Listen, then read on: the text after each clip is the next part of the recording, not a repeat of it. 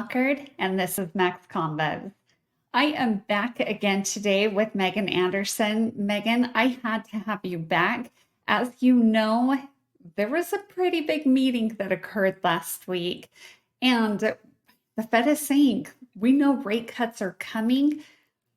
I want to hear your opinion on it, though. If I could turn to anyone about this, I knew it could be you. Tell me your thoughts. What are you thinking? Yeah, so thank you for having me back. Last week was a big week. It was the annual Jackson Hole Symposium where the Fed goes to Jackson Hole, Wyoming. And, we came out and we heard from Fed Chairman Jerome Powell, and this was the most definitive time where we really heard him say, now is the time to make a change. And so that in our ears really kind of meant, listen, we know that the Fed has been done hiking, but the question before last week was, when is the Fed going to cut? Now, the market had priced in a September cut, but now with Jerome Powell coming out basically saying now is the time to shift, this is a guarantee that we are going to see the Fed cut the Fed funds rate in their meeting next month. Oh, we love that. We love to hear that. How big of a cut, if you had to guess, what would your guess be? The market is 100% pricing in a 25 basis point cut, but here is the thing. We are going to want to keep a keen eye on the employment picture. If we see the employment picture get worse, so the Fed always comes out with their projections, right? And these are kind of outdated at this point in time because the last time they came out with the projections, they were forecasting the unemployment rate for 2024 to not get any higher than 4.2%. So we're really going to want to watch the employment picture. What does it look like? Thursday, we'll get jobless claims.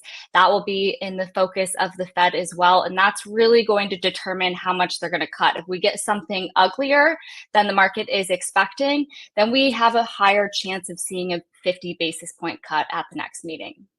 Wow, that would be such a market revitalizer. I mean, let's just cross our fingers, not that we want jobless claims to rise, but we need those interest rates to drop. But with claims, I know so much of that has been attributed to the construction industry, to tech. Do you have any insights on that? Is there anything that you're kind of seeing from where you're at with maybe a little bit bigger picture? Well, as you know, the BLS came out with their revisions and they had overstated the job pictures by 818,000. And that did not include private sector jobs, which is overstated by over a million. And so that the Fed is definitely going to take into consideration as they kind of determine what their next step and what their move is going to be. I think at the end of the day, it really has been interesting with COVID. I feel like the data that we look at has all kind of gotten out of whack, and it's going to take some time to really be able to trust in the numbers again. But all in all, I think the bigger message kind of walking away with all of this is we are headed to where the Fed is going to begin cutting the Fed funds rate. And what does that mean for mortgage rates? Well, it means mortgage rates are going to decline. So the biggest thing that I just want to say to your audience is, do you have the systems and processes in place right now to capture that refinance boom when it comes? Because over the past 2 years, there's been over 10 million purchase transactions. And when we see those mortgage rates decline, that's going to create a really beautiful opportunity to refinance. But you're not going to get that business if you haven't been staying top of mind with your past database. So whatever it is, make sure that you get those systems and processes set up and in place.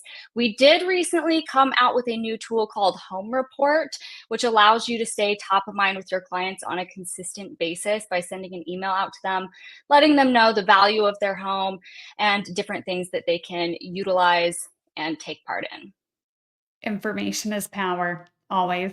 So why not utilize it, keep it, and just leverage it to your advantage, especially when it comes to what is hopefully an upcoming refi boom.